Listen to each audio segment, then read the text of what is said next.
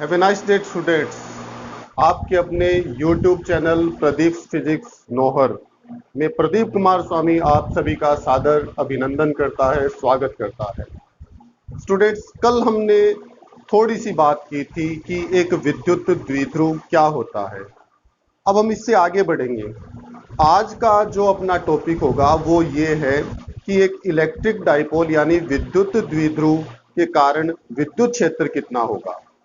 कल हमने जो पढ़ा वो ये था कि अगर समान परिमाण, जैसे ये दो आवेश हैं -q और +q, इनके परिमाण समान है परंतु इनकी नेचर प्रकृति अलग अलग है, और ये अगर अत्यल्प दूरी पर स्थित है तो इसको हम कहते हैं विद्युत द्विध्रुव।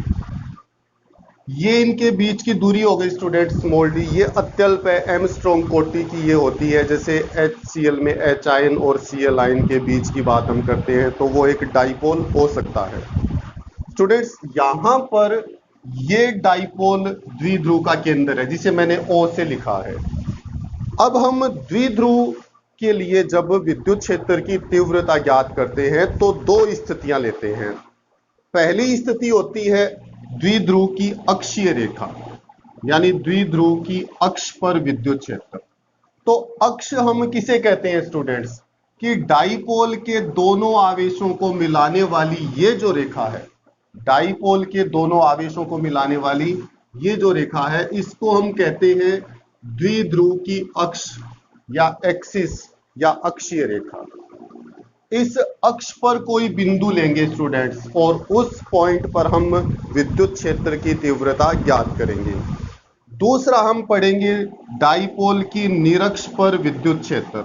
निरक्ष पर विद्युत क्षेत्र यानी कि इसकी इक्वेटोरियल लाइन पर विद्युत क्षेत्र। निरक्ष किसे कहते हैं स्टूडेंट्स, कि डाइपोल के केंद्र से जाने वाला और इसके लंबवत जो अक्ष है ये वाला, ये जो अक्ष है डाइपोल के केंद्र से जा रहा है और इसके लंबवत है, इसको हम कहते हैं डाइपोल का निरक्ष, या इसको हम कहते हैं इक्वेटोरियल लाइन कहते हैं स्टूडेंट्स। तो हमें डाइपोल की अक्ष और निरक्ष दोनों ही स्थितियों पर विद्युत क्षेत्र ज्ञात करना है। स्टूडेंट्स, एग्जाम के पॉइंट ऑफ व्यू से ये दोनों ही टॉपिक अपने लिए इंपॉर्टेंट होंगे, इसलिए इसको हमें ध्यान से पढ़ना होगा। काफी इंटरेस्टिंग और बहुत ही सरल टॉपिक है स्टूडेंट्स ये।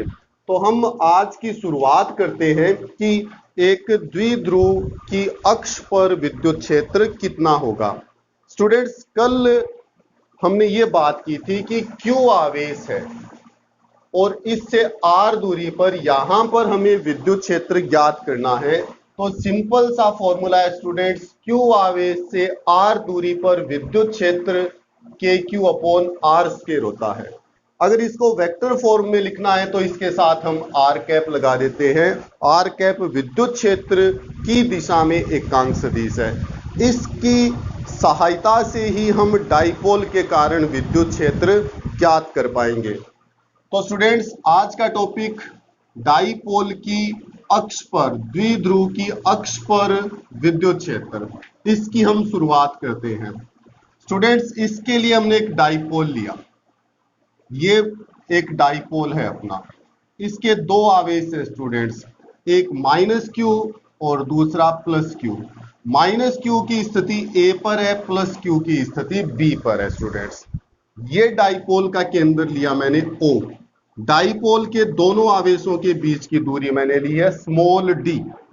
कुछ भी लिया जा सकता है स्टूडेंट, 2d भी ले सकते हैं हम, स्मॉल d भी ले सकते हैं। स्टूडेंट्स, ये डाइपोल की अक्षीय रेखा हो गई। ये कितनी भी लंबी हम बना सकते हैं। हमने इसकी अक्ष को बनाया और इसकी अक्ष पर एक पॉइंट लिया P। P भी कहीं भी लिया जा सकता है, यहां पर और इसकी अक्ष पर कहीं भी P लिया जा सकता है। इस P पर हमें विद्युत क्षेत्र की तीव्रता ज्ञात करनी है। स्टूडेंट्स, बिंदु P की डाइपोल के केंद्र से जो दूरी है वो मैंने मानी स्मॉल r है, कि P की डाइपोल के केंद्र O से दूरी स्मॉल r है। तो B से जो दूरी है वो कितनी होगी।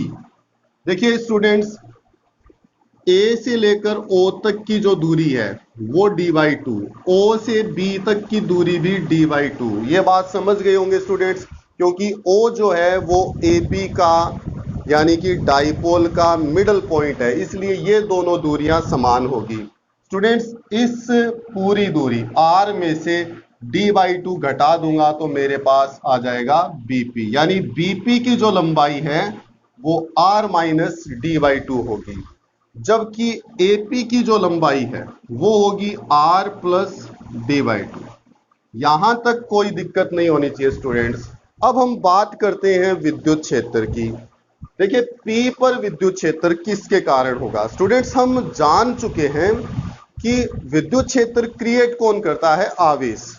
जो स्थिर आवेश है वो विद्युत क्षेत्र उत्पन्न करेंगे, यानी कि इस P पर जो विद्युत क्षेत्र होगा वो इस माइनस क्यू के कारण भी होगा और इस प्लस क्यू के कारण भी होगा। प्लस क्यू, स्टूडेंट्स कल हमने बात की थी कि आवेश अगर पॉजिटिव है तो विद्युत क्षेत्र इससे दूर की तरफ होगा, ये विद्युत क्षेत्र की डायरेक्शन होगी, और आवेश अगर माइनस है तो विद्युत क्षेत्र की डायरेक्शन इसकी ओर होगी, यानी ऐसे होगी। तो ये स्टूडेंट्स प्लस क्यू आवेश जो है P पर विद्युत क्षेत्र उत्पन्न करेगा, उसकी डायरेक्शन ये होगी दूर की तरफ, और इसका नाम दिया मैंने E1। प्लस क्यू आवेश के कारण P पर विद्युत क्षेत्र होगा E1। दिशा किधर होगी? BP के अनुदिश। स्टूडेंट्स, दिशा BP के अनुदिश होगी। माइनस क्यू है तो विद्युत क्षेत्र आवेश की तरफ होगा, इसको स्टूडेंट्स मैंने नाम दिया E2। इसकी जो डायरेक्शन है वो PA की तरफ होगी। अब हम इस सूत्र, इस फॉर्मूले के अनुसार E1 और E2 की वैल्यूज रखेंगे। मॉड्यूलस लिख रहा हूं बेटा, अंत में हम इसको वेक्टर फॉर्म में लिख देंगे। तो मॉड्यूलस E1 कौन था? प्लस क्यू के कारण विद्युत क्षेत्र। इसकी सहायता से बेटा Q आवेश से R दूरी पर विद्युत क्षेत्र KQ अपॉन R²। तो ये अपना Q आवेश, इससे इतनी दूरी पर BP दूरी पर विद्युत क्षेत्र चाहिए, तो KQ अपॉन BP का स्क्वायर। स्टूडेंट्स, मॉड्यूलस रूप में लिखा है तो वेक्टर नहीं लगाना है, यूनिट वेक्टर नहीं लगाना है। इसकी जो डायरेक्शन है वो लिख सकते हैं स्टूडेंट्स, किधर होगी? वो होगी BP के अनुदिश। ये हमने लिख दिया प्लस क्यू आवेश के कारण विद्युत क्षेत्र। इसी प्रकार माइनस क्यू आवेश के कारण जो विद्युत क्षेत्र है वो E2 का मॉड्यूलस कितना होगा स्टूडेंट? KQ अपॉन AP का स्क्वायर, और डायरेक्शन होगी इसकी PA के अनुदिश। लीजिए स्टूडेंट, हमने E1 और E2 के मॉड्यूलस लिख दिए। मॉड्यूलस है, इसका मतलब माइनस को भी हम प्लस में लिखेंगे। अब स्टूडेंट्स हम BP और AP की वैल्यूज रखते हैं। BP की वैल्यू स्टूडेंट हमने निकाल रखी है पहले से ही कि BP का मान R माइनस D/2 है और AP का जो मान है वो R प्लस D/2 है। हो गया स्टूडेंट्स। अब हम मॉड्यूलस E1 को लिखते हैं बेटा, यानी कि इस फॉर्मूले में BP की वैल्यू को पुट करते हैं, तो ये होगा अपने पास KQ अपॉन BP का मान R माइनस D/2 का स्क्वायर। लीजिए स्टूडेंट्स, इसी प्रकार E2 का मान भी हम लिख सकते हैं students, KQ upon R plus D/2 का स्क्वायर। ये अपने पास इक्वेशन 1 और इक्वेशन 2 आ गए स्टूडेंट। अब हमें परिणामी विद्युत क्षेत्र चाहिए कि प्लस क्यू और माइनस क्यू दोनों के कारण जो नेट इलेक्ट्रिक फील्ड है, विद्युत क्षेत्र है, वो कितना होगा। यहां पर दो सदिश है स्टूडेंट्स, E1 और E2। अगर दो सदिश एक ही दिशा में है तो वो जुड़ते हैं, और अगर दो सदिश अपोजिट डायरेक्शन में है तो घटते हैं। इसलिए यहां पर जो नेट इलेक्ट्रिक फील्ड होगा, परिणामी विद्युत क्षेत्र होगा, वो दोनों के अंतर के बराबर होगा। परिणामी विद्युत क्षेत्र को मैं E नेट से लिख रहा हूं, E नेट यानी परिणामी विद्युत क्षेत्र, और इसकी जो वैल्यू है स्टूडेंट वो कितनी होगी कि ज्यादा में से कम घटाएंगे हम, क्योंकि दो सदिश अगर अपोजिट डायरेक्शन में है तो उनका परिणामी उधर जाएगा जिधर बड़ा सदिश है। ये हमने पिछले साल पढ़ा था। स्टूडेंट्स देखिए E1 और E2 को देखिए, E1 और E2 में अंश जो है KQ सेम है, तो बड़ा या छोटा कौन होगा? देखिए AP का जो मान है वो बड़ा है BP से, ये राशि बड़ी है तो, और ये राशि छोटी है, बड़ी राशि का भाग लगा तो E2 कम होगा और E1 ज्यादा होगा, तो परिणामी विद्युत क्षेत्र होगा स्टूडेंट्स E1 माइनस E2। ये बात समझ गए ना स्टूडेंट कि मैंने E1 माइनस E2 क्यों लिखा है, E2 माइनस E1 क्यों नहीं लिखा? इसका रीजन ये था कि E1 is greater than E2 और E1 E2 से बड़ा क्यों है? क्योंकि AP is greater than BP। जब AP बड़ा होगा तो E2 कम हो जाएगा, जबकि BP छोटा होने के कारण E1 अधिक हो जाएगा। E1 और E2 की वैल्यूज पुट करता हूं बेटा मैं, E नेट अपने पास आ जाएगा, ये होगा students KQ upon R minus D by 2 का square and minus KQ upon R plus D by 2 का स्क्वायर। इसको हल करना है स्टूडेंट्स E नेट यानी P पर परिणामी विद्युत क्षेत्र। स्टूडेंट्स KQ मैंने कॉमन लिया, यहां बचा 1 upon R minus D by 2 का square minus 1 upon R plus D by 2 का स्क्वायर।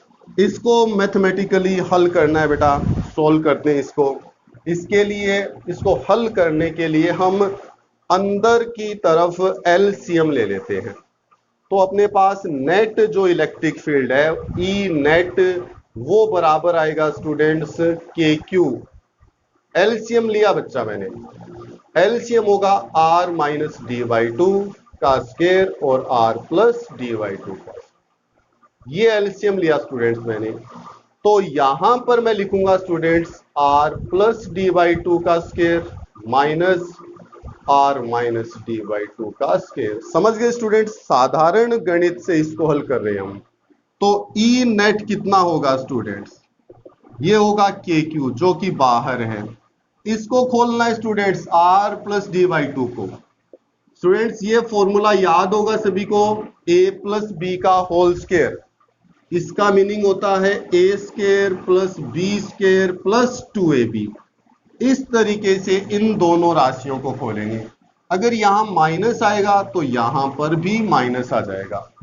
खोल रहा हूं स्टूडेंट्स इसको, R square plus D square by 4 plus RD, क्योंकि 2 और 2 ऊपर नीचे कैंसिल हो जाएंगे स्टूडेंट्स। इसको मैं खोल भी रहा हूं और इस माइनस को मैं अंदर भी ले जा रहा हूं स्टूडेंट्स, तो ये होगा minus R square minus D square by 4 और प्लस RD अपॉन, ये देखिए स्टूडेंट्स क्या होगा, इसको मैं ऐसे लिख सकता हूं R माइनस D बाई 2 और R प्लस D बाई 2 और होल स्क्वायर। ऐसा क्यों लिखा मैंने? क्योंकि इसका भी स्क्वायर है, इसका भी स्क्वायर है, तो दोनों को एक साथ लिख दिया और स्क्वायर एक ही जगह लगा दिया। यहां पर एक फॉर्मूला बन सकता है स्टूडेंट्स कि A plus B and A minus B हो, तो इसको हम A square minus B square के रूप में लिख सकते हैं। साधारण फ्रैक्शंस के अंदर जब हम पढ़ते थे तो ये फॉर्मूला अपने पास आया था स्टूडेंट कि A प्लस बी और A माइनस बी का गुणनफल बराबर होता है A square minus B square. हल करेंगे बेटा, ये दोनों राशियां इन दोनों राशियों से कैंसिल हो जाएगी, तो E नेट स्टूडेंट कितना आएगा? KQ जो कि बाहर है, अंदर देखिए ये और ये कैंसिल, RD प्लस RD यानी कि 2RD अपॉन, ये देखिए स्टूडेंट्स इसके अनुसार मैं लिख रहा हूं R square minus D square by 4 और इसका स्क्वायर, ये स्क्वायर मैंने यहां लगाया। ओके स्टूडेंट्स, अब देखिए स्टूडेंट्स कि R जो है वो D से बहुत बड़ा है स्टूडेंट, क्योंकि P की जो स्थिति है वो अक्षीय रेखा पर कहीं भी ली जा सकती है, तो O से P की जो दूरी है वो बहुत ज्यादा होगी, जबकि D की वैल्यू बहुत कम है, दोनों आवेशों के बीच की दूरी है बहुत कम है। D स्क्वायर करेंगे तो वो और भी कम हो जाएगा, इसका मतलब R square greater greater greater than होगा D स्क्वायर बाई 4। इसलिए students R square minus D square by 4 को हम नियरली आर स्क्वायर लिख सकते हैं। ये जो है इसको हम नगण्य मानकर छोड़ सकते हैं, क्योंकि अभी हमने बात की थी कि डी जो है वो एमस्ट्रॉन्ग कोटि का होगा और उसका स्क्वायर करेंगे तो वो 10 की घात -20 बन जाएगी। इसका मतलब वो बहुत छोटा हो जाएगा, तो उसको आर स्क्वायर की तुलना में नगण्य मानकर छोड़ दिया। स्टूडेंट्स अब ई नेट कितना होगा वो देखिए। अब अपने पास स्टूडेंट्स अब हम ई नेट को लिखते हैं यहां से कि R square minus D square by 4 को नियर अबाउट आर स्क्वायर माना, तो ई नेट यहां से देखिए स्टूडेंट्स कितना हुआ, के Q 2RD upon are square और इसका भी स्क्वायर, इसको आर स्क्वायर लिख दिया और ये स्क्वायर लगा दिया स्टूडेंट। अब देखिए स्टूडेंट ये क्या बन जाएगा कि ई नेट जो है वो, इसको मैंने लिखा स्टूडेंट्स 2K और RD 2K और ये लिख दिया स्टूडेंट। सारी चीजें आ गई बेटा, 2 आ गया, K Q R D सभी चीजों को लिख दिया। नीचे R की घात स्क्वायर का स्क्वायर यानी घात 4 हो गई स्टूडेंट्स। तो ई नेट कितना हुआ स्टूडेंट्स, अब देखिए 2KP upon R cube, R4 R हो गया। परंतु ये हमने द्विध्रुव आघूर्ण में कल पढ़ा था कि द्विध्रुव आघूर्ण P बराबर क्या होता है, QD। ये आ गया अपने पास ई नेट, या फिर हम इसको लिख सकते हैं बेटा ई एक्सिस की डाइपोल की अक्ष पर विद्युत क्षेत्र 2KP अपॉन आर क्यूब।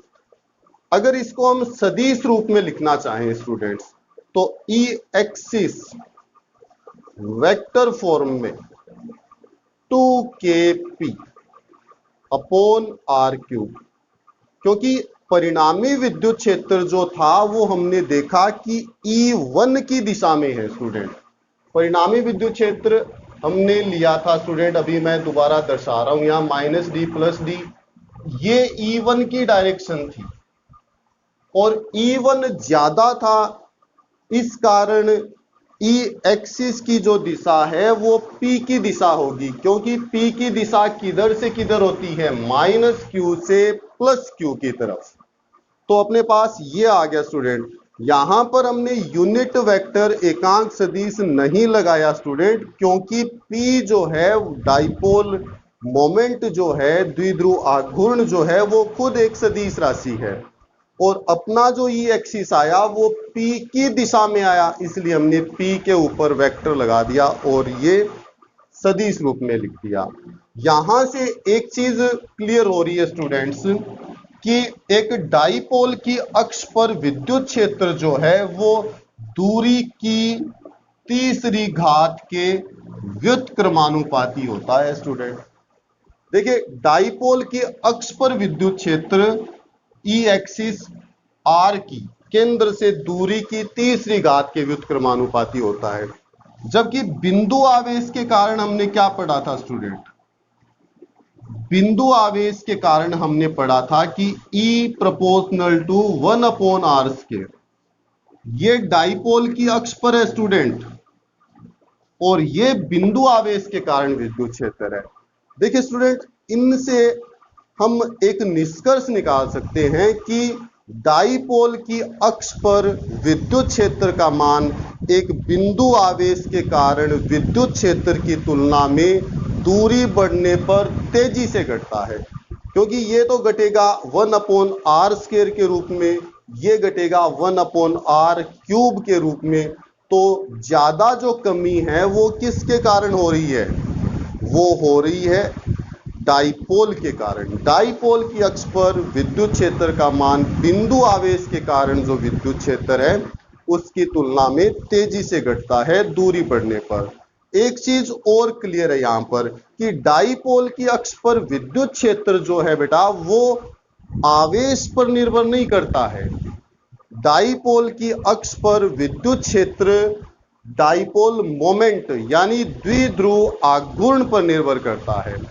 आज के लिए इतना ही स्टूडेंट। कल हम पढ़ेंगे कि डाइपोल की निरक्ष पर विद्युत क्षेत्र कितना होगा। धन्यवाद।